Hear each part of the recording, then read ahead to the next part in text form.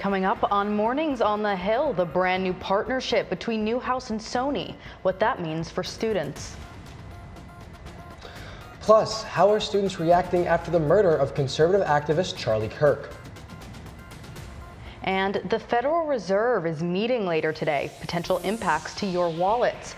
All that and more on this edition of Mornings on the Hill.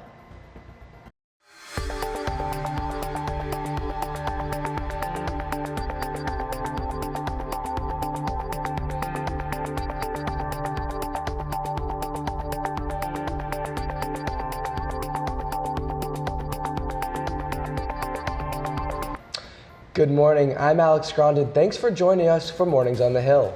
And I'm Madison Diaz. Here's a look at today's top story.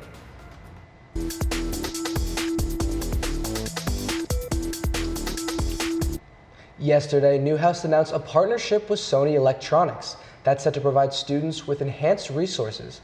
And today, that'll be celebrated on campus at Sony Innovation Day. The event is set to include live demonstrations of Sony technology and a conversation with President Teresa Alesso. And we'll have an exclusive interview with Teresa Alesso next Wednesday on Mornings on the Hill, so be sure to tune in. This week, Fraternity Rush is taking over Syracuse University campus. Our Eric McCormick joins us live on University Avenue with how fraternities are going into... Eric, good morning. Thanks, Alex. It's that time of the semester when underclassmen start thinking about joining the life of toga parties and backwards hats. But here at Syracuse, fraternity life is much more than just partying. It's a part of campus culture. Syracuse University began its annual Fall Fraternity Rush on Monday, and this semester, there's over 100 sophomores signed up to join the school's long history of Greek life.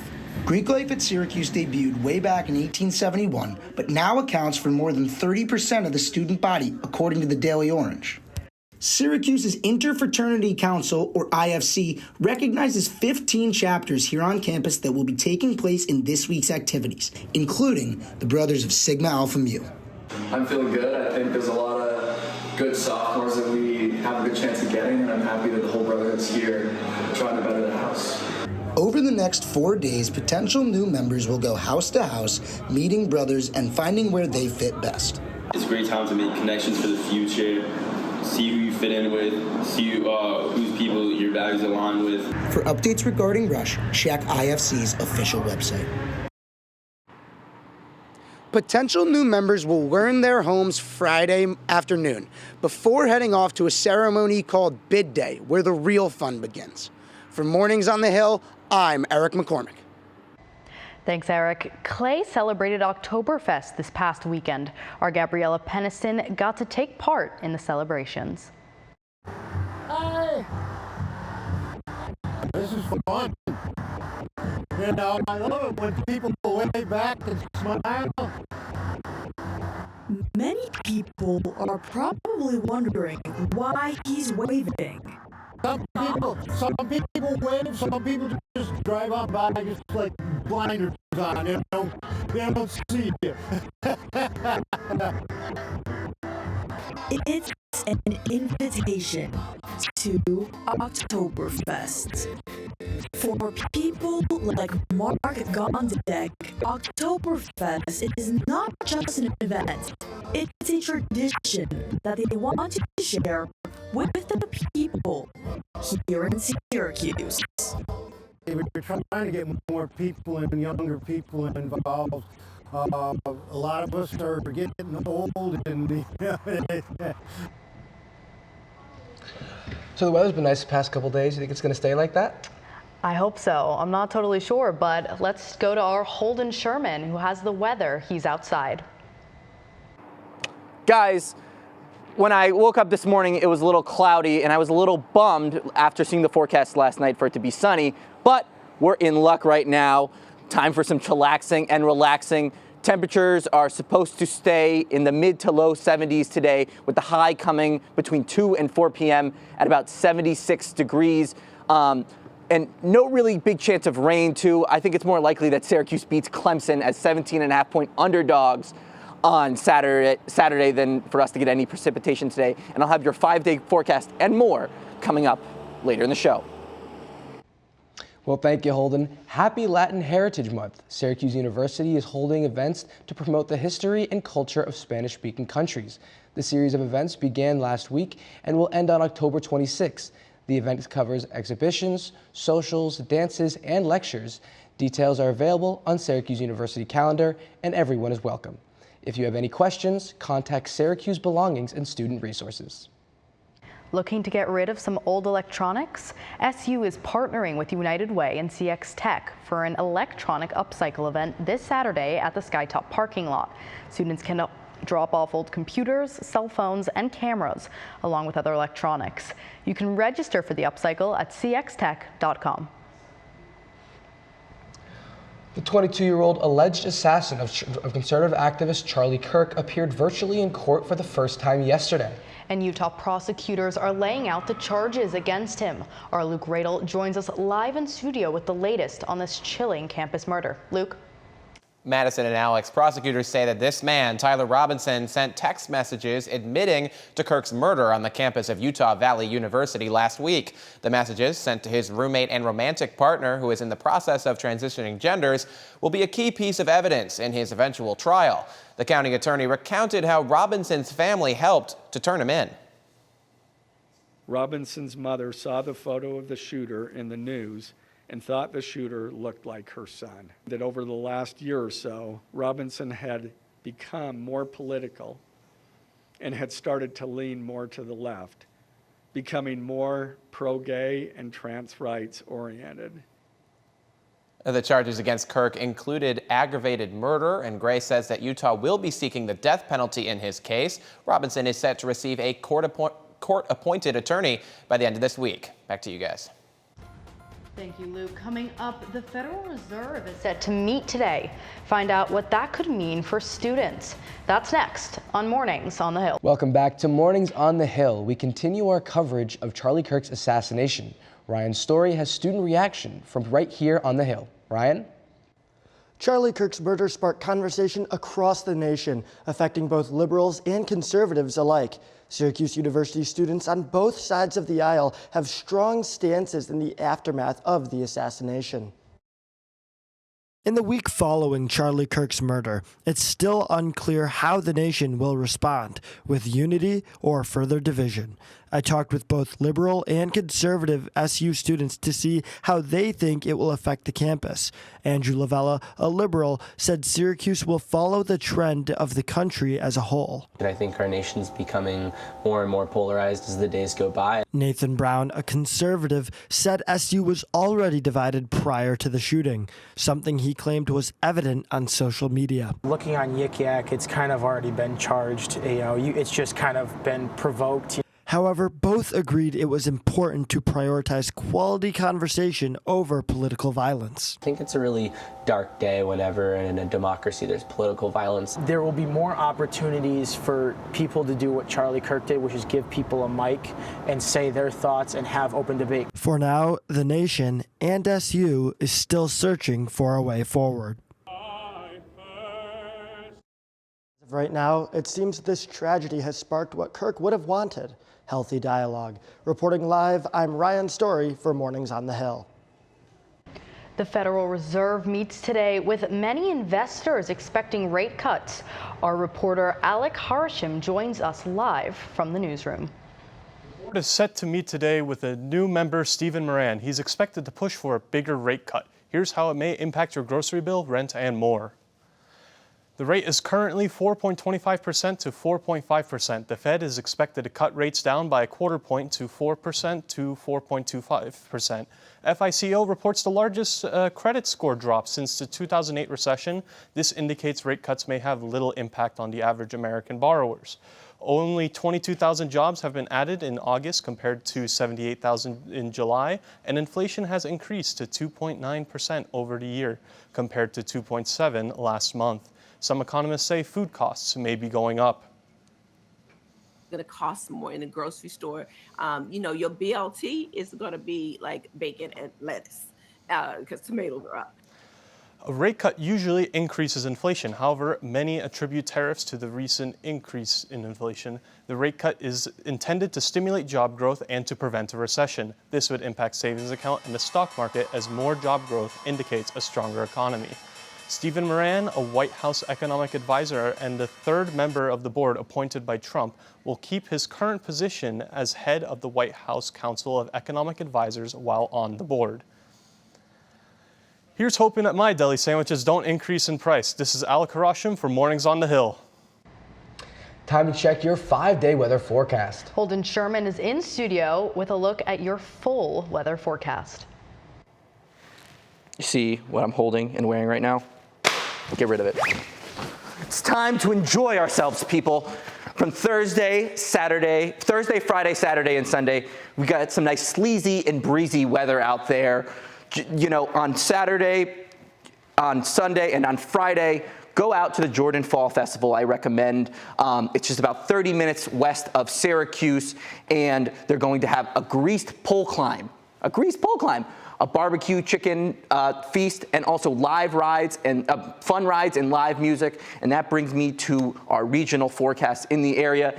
As you can see, temperatures down south, further away from the river, are hovering around 62, 63-ish degrees. But as we get closer to the Finger Lakes, we got temperatures up in the 70s, around 72 degrees in Watertown, 72 in Buffalo, 70 in Rochester, 72 in Syracuse. It's going to continue like that for the rest of the day, and you should all enjoy the nice weather while we have it. Guys? Thank you so much, Holden. I will be sure to enjoy the week while I can. This week is Diaper Need Awareness Week, and the Central New York Diaper Bank is handling donations. Diapers and other baby supplies are not covered by federal benefits. Program coordinator Melissa Grabowski explains why it's important in Syracuse. Syracuse is one of the highest child poverty rates in the country per capita. So it's really important that the community understands that these are basic human needs. You need a baby in a dry diaper.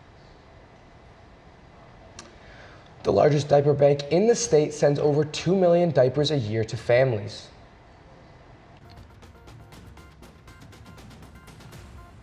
Coming up, we've got WNBA playoff action and a look at SU field hockey.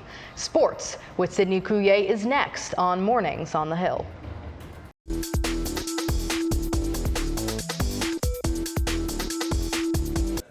Good morning, I'm Sydney Couillet with your Orange Sports update here on Mornings on the Hill. The WNBA has brought heat all summer long, and now with the regular season has cooled down, the playoffs are heating up. The first round of the WNBA playoffs is underway, with teams battling out for the best of 3 series. The Minnesota Lynx currently lead their series against the Golden State Valkyries. An impressive showing from the Valkyries, who became the first team in league history to clinch a playoff spot in their inaugural season. The defending champs, the New York Liberty, are up 1-0 over the Phoenix Mercury. Meanwhile, the series between the Las Vegas Aces and the Seattle Storm is tied at 1. Game 3 will take place tonight at 8 p.m., and the winner advances to the second round. Over in the East, the series between the Atlanta Dream and the Indiana Fever is also tied, with a decisive Game 3 on the horizon. It's shaping up to be an exciting postseason, and the competition is just getting started. As the WNBA playoffs unfold, the action in cross country and field hockey is just as intense this fall, with athletes showcasing their determination and skill in their respective competitions. Our Victoria Daly has more.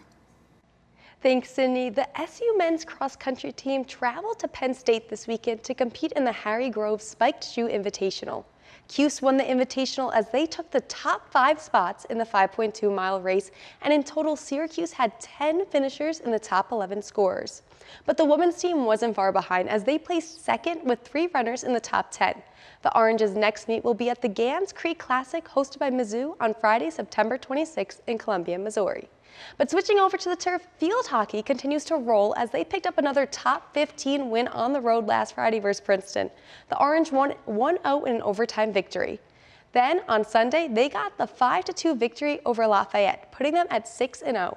on the season. Lafayette got on the board first, but Cuse found the back of the goal just 5 minutes later from a laser of a shot from Bo Van Kempen, her 12th goal of the season.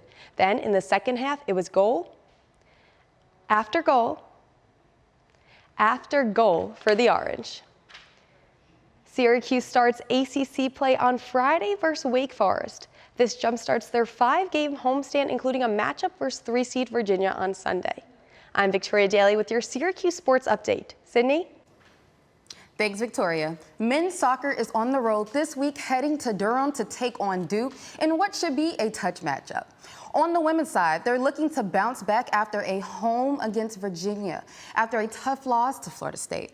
And of course, football is in full swing. Coming off a dominant win over Colgate, the team is hoping to ride that momentum into Death Valley as they prepare for a major test against Clemson. Hopefully with everyone healthy after an injury bug hit the starters.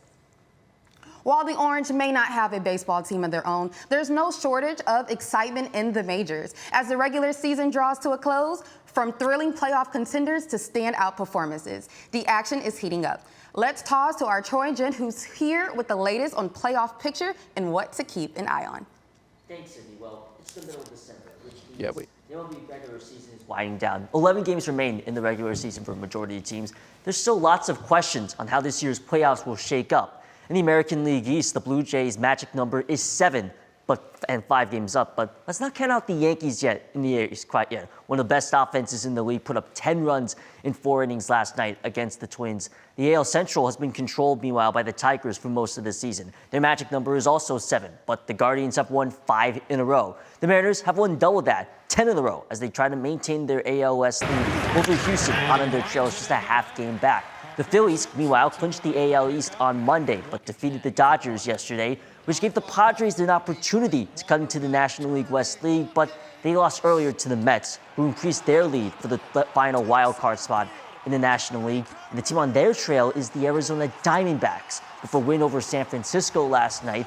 They're just a game and a half back of the Mets, while the Giants, who once held the final wild card spot for a few hours over the weekend, fell to 3 games back. Now, in terms of who I think will hold on to those predictions, I'm going to say that right now the Mets will hold on to that 3rd wild card spot, but it should be one of the most exciting finishes to a season we've seen in a long time. Back to you, Sydney. Now that wraps up Orange Sports, but don't go running off just yet. After the break, our Hannah Beam has the latest in entertainment as she recaps all that took place at the 77 Primetime Emmy Awards. Welcome back. The stars were shining at the Emmys this weekend, and there's plenty more happening in the world of entertainment. Hannah Beam joins us live in studio. It's a big week for Hollywood and beyond. Let's dive into the biggest moments in entertainment.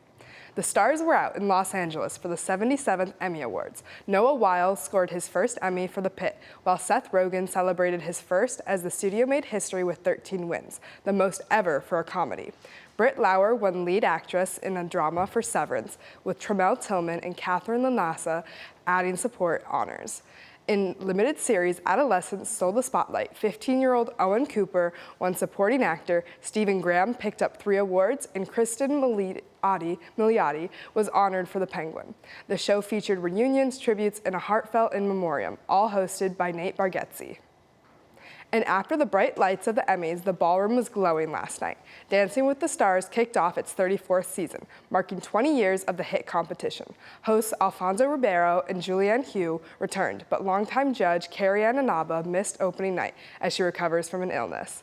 The premiere featured 14 celebrities hitting the floor for the first time. Robert Irwin and Whitney Levitt tied for the top score of 15. From reality TV to real-life laughs, Syracuse takes the spotlight tonight as Adam Sandler brings his comedy tour to town.